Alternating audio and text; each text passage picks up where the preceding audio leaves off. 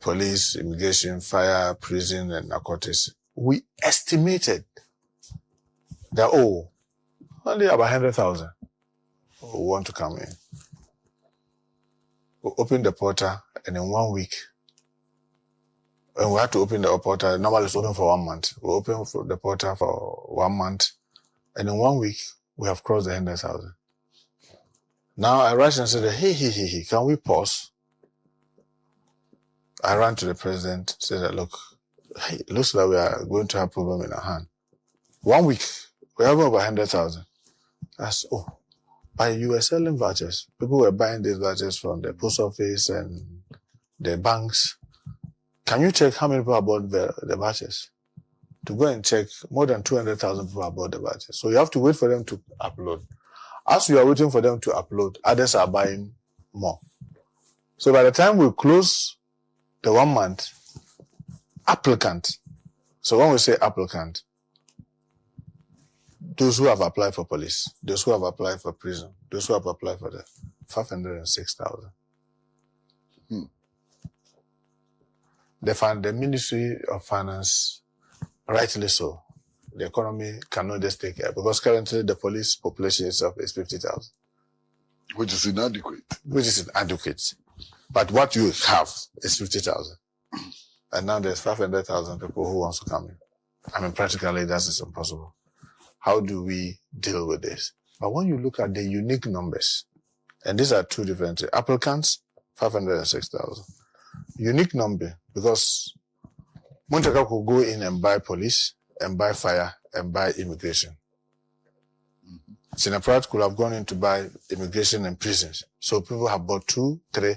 The unique numbers were 289,000. So that's about 290,000. So even if you are using the unique numbers, you are talking about 290,000. The finance ministry had given us space for 5,000. So the issue is, why did you allow the whole thing to run when you know you have only 5,000?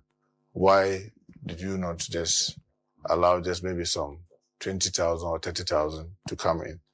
But if you want to do something, it has to be transparent. Definitely you have to give a timeline. And unfortunately, these were some of the things that happened. Now, where are we? We are done with medicals. Fortunately, His Excellency Gentleman Mama has instructed that we should keep the data, all of it, so that we'll continue to use the data for many other things, including future recruitments. So currently, we've finished the medicals. I'm sure the results of the medicals is coming out next week. Because of the share numbers, those who went to do the medicals were over 100,000. Because of the large numbers, and the medicals, some because of the blood work, because this time we did additional medicals, mental health, because within the services we have a lot of mental issues, and then drug tests. And then, so all this are come, but it's interesting, some of the things that are being revealed, because over 4,000 people got discovered based on drugs. They failed the drug test. I'm told mental, we have over 2,000 people who have also failed due to mental, meaning that all these guys could have gotten into the service and created. It was just last weekend, if you care to, I don't know if you've heard it, a police officer committed suicide using sponge. So we have a lot of mental issues within the service. So we are doing that. So we are very hopeful that, as they said, they will present the report to us next week. We are targeting that, hopefully, by 1st July, we should be able to get them to training. Because once the medical reports are out, we will badge them. We will do the training. Unfortunately, now His Excellency Dr. Mahama authorized that it should be double. And the finance minister has gone ahead to give us the authorization to double the number. So we are moving from the 5,000 to 10,000. At least that will help. So we'll do the training in badges. So those who will pass will send messages, and then we'll badge it, and then try and see how far we can go with the training. So in the nutshell, this is what we are doing with both the recruitment and the promotions. Well, we're going to take another break. Well, so that is Honorable Mohammed Muntaka Mubarak, Minister for the Interior. giving us an update on the recruitment exercise.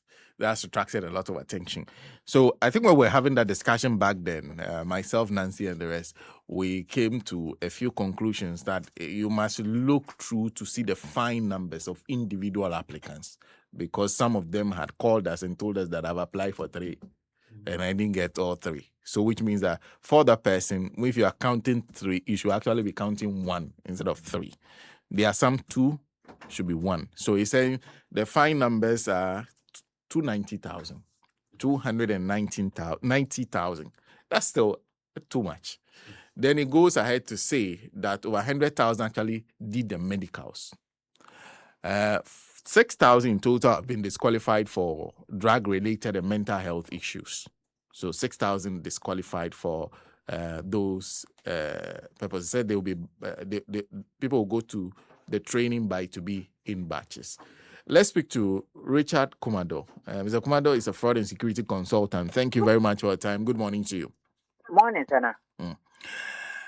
First, we are now finding out that you're looking at 289,000 when it comes to the individuals that applied. The minister says that too is a little way too much. Do you agree? You remember when he first spoke, and I spoke, I had information that some people are planning to get me arrested, or they have sent people after me. So those are some of the issues. In that interview, I remember that I was asking whether are we talking about the number of applications or the number of applicants, because there's a difference there. I'm happy you have laid it this morning for people to understand. But what are the issues involved? Security communication is a mastery on its own. When we get it wrong, it creates all manner of problems. So now I have led advocates for many things to be changed in this country. Some has been changed. This particular one is refusing to be changed. And I'm hoping that it will change before I die one day. What are the issues involved? It is not the duty of politicians to be leading recruitment for law enforcement agencies. And the way we are going about it, we put the whole country on edge. And it becomes choker. Meanwhile, we are just talking about 4 law enforcement agencies: police, immigration, fire, prison. There are law enforcement agencies in this country who don't sell forms to applicants, who does recruitment and nobody knows about it. And they follow the same standard procedure. So my fear is that the way we are going about it, it creates problems. One of the problems is that based on what came out from the Ministry of Interior previously, today, how do you justify to the grassroots, particularly the applicants, that this is not one of the methodologies that they are using to disqualify them, that they will be happy? Number 2, those who didn't get it, would there be a speculation that you have a mental health problem, that's why they didn't call you? Or you have some diseases in your blood, that's why you didn't get into the agency? Those are things we need to manage properly within the public space. Other than that, good intentions can create some level of discomfort for our people. Are you suggesting that the minister should have disclosed that publicly? Are you a lawyer? If they arrest me, will you come to the court? Or you send me a lawyer? But is that what the question is? Is that what you are suggesting? That because you talk about the finesse of security communication, and I'm asking whether you think. So now severally you've asked me questions. I've done this job for how many years now? There are times when you ask me questions and I become evasive.